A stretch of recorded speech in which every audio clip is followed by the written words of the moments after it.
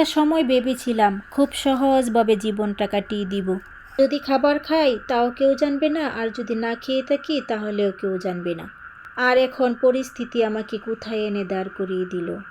So hello everyone, আসসালামু আলাইকুম। আশা করি সবাই ভালো আছেন। আলহামদুলিল্লাহ আমি অনেক বেশি ভালো আছি।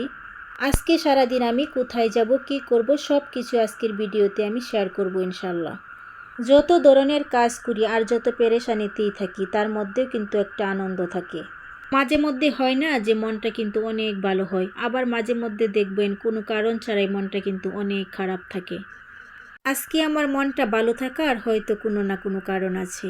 এমন কিছু মানুষ আছে যারা দূরে থাকলেও প্রতিনিয়তই আমরা তাদেরকে মিস করি। আমাদের আপনজনের মধ্যে এমন কিছু মানুষ আছে যাদেরকে আমরা চেষ্টা করলেও ভুলতে পারি না, মন থেকে সরাতেও পারি না।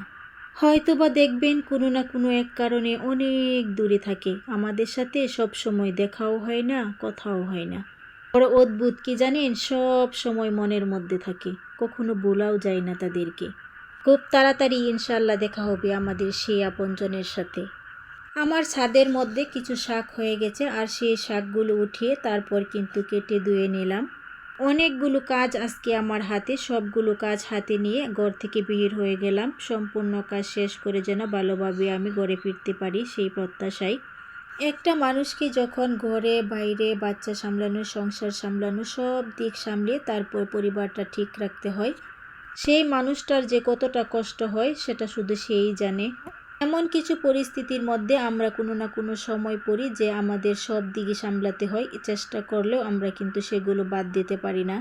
আপনাদের সাথে কথা বলতেছি আর সাথে কিন্তু আমি আমার কাজগুলো সেরে নিচ্ছি, যেহেতু আজকে বাহিরের ভিডিও করব সেজন্য একটু একটু করে আমি আমার কাজ সারছি আর আপনাদের সাথে ভিডিও শ্যুট করছি।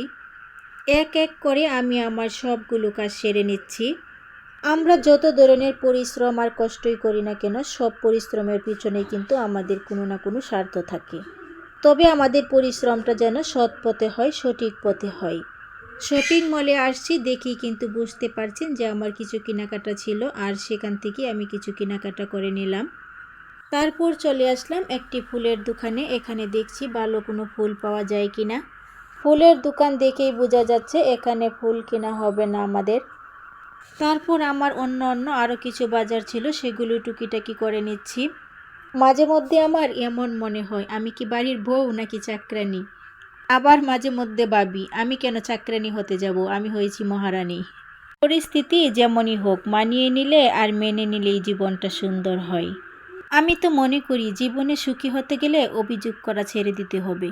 আমাদের জীবনে যত বাধাই আসুক না কেন, সব কিছু পিছনে ফেলে জীবনটা সুন্দরভাবে যেন কাটিয়ে যেতে পারি। বাহিরের সম্পূর্ণ কাজ আমার প্রায় শেষের পথে, এখন আমার বাড়ি যাওয়ার পালা। ভিডিওটি দেখতে দেখতে যদি কোনো অংশে ভালো লেগে থাকে তাহলে প্লিজ একটা সাবস্ক্রাইব করতে ভুলবেন না। আপনাদের সকলের সুস্বাস্থ্য কামনা করে আমি আজকের মতো বিদায় নিচ্ছি। আসসালামু আলাইকুম রহমতুল্লাহ।